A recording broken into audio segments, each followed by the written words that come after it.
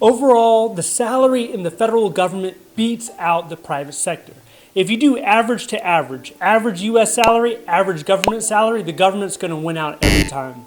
But when you start considering some of the higher paid professions, like engineers, lawyers, doctors, IT specialists, well then the government really can't compare because the private sector pays a whole lot more than the government. The government knows this, and this is one of the reasons why they developed special rate pay. Special rate pay is additional money to your salary if you work in a remote location or a rural location and it's hard to find labor. It's hard to find someone to fill that role. So think about if you're in Alaska and you're working in a rigorous, laborious job, they'll probably give you a special rate pay. It could be 15, 20%, whatever it is. Same thing if it's a hard to fill area. So if you're in Silicon Valley and you want to be an IT specialist, the government will probably pay you a little bit extra because the competition's so fierce in that area. Well, now they have gone above and beyond that, and they developed something called special salary rate, or SSR, which has already been approved by OBM, but it is not fully implemented yet. So this type of pay is targeted towards the 2210 job series, which is your computers, your IT specialists, your software developers, your programmers. This is for them. And if implemented, this will be the first step to addressing the severe shortage when it comes to getting talented IT people into the government. And this money will not be evenly distributed. So it's mainly for the early to mid-career type individuals. So people coming out of college, or you worked on the job 5-10 years, something like that. So think about GS7 to GS12. That's the range that's going to see the biggest impact to their salary. If you're a senior individual, if you're a GS14 or GS15, you will still see a small raise, but it's going to be a lot smaller than what the GS7 or the GS9 actually sees. Also, this special salary rate, this is going to be left up to the federal agencies. So they're not forcing this on any agency. There's some agencies that are already in, like the Department of Energy, the Department of Veteran Affairs. These guys are already in. But some agencies can decline it. They can not implement it at all. The Veteran Affairs says once they implement this, the SSR, that 7,000 employees are going to see a bump in their salaries.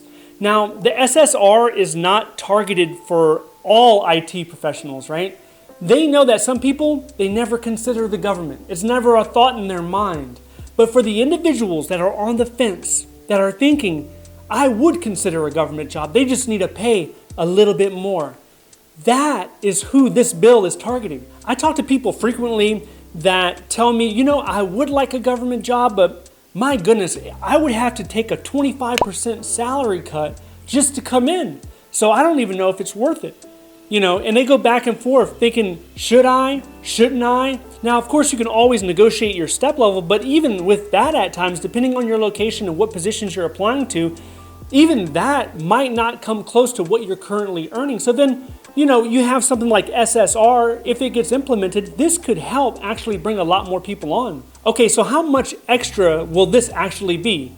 If you look in the Washington, D.C. area, it's looking at a little bit above 20% of your salary. So if you're GS7, GS9, GS11, it'll be like a 25-26% increase. Now the real gap between private sector and government when it comes to these positions is closer to 55% at times.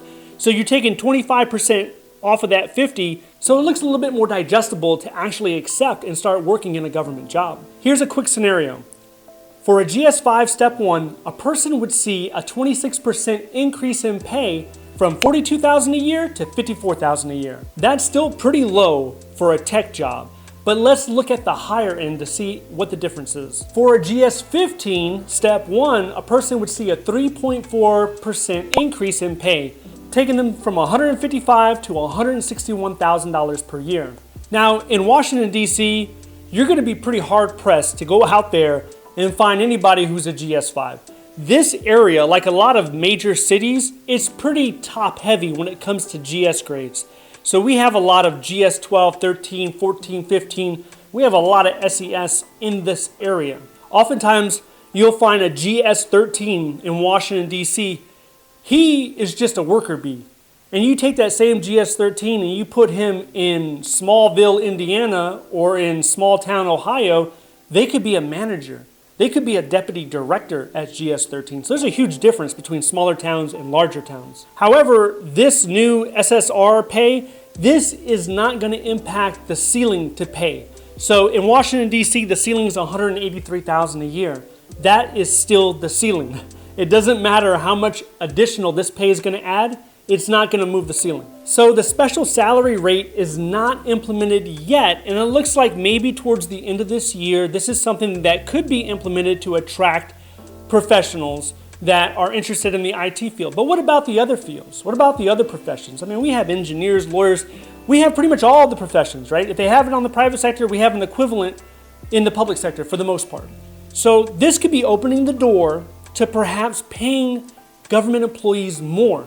If there's a critical shortage, if there's a desperate need for that talent, we could be opening the door to start paying these people, right? To start competing with the private sector so that we can have the best and the brightest in the government, or at least to start going towards that path. If you are considering making the jump to the federal government, if you've been looking for federal government jobs, but you want to know, how is that experience like? What is that even about? I want to share that experience with you, and if you're interested in that, I want you to watch this video next. If you would like to see more videos like this, please click like and subscribe. Thank you so much for watching, and I'll see you in the next one.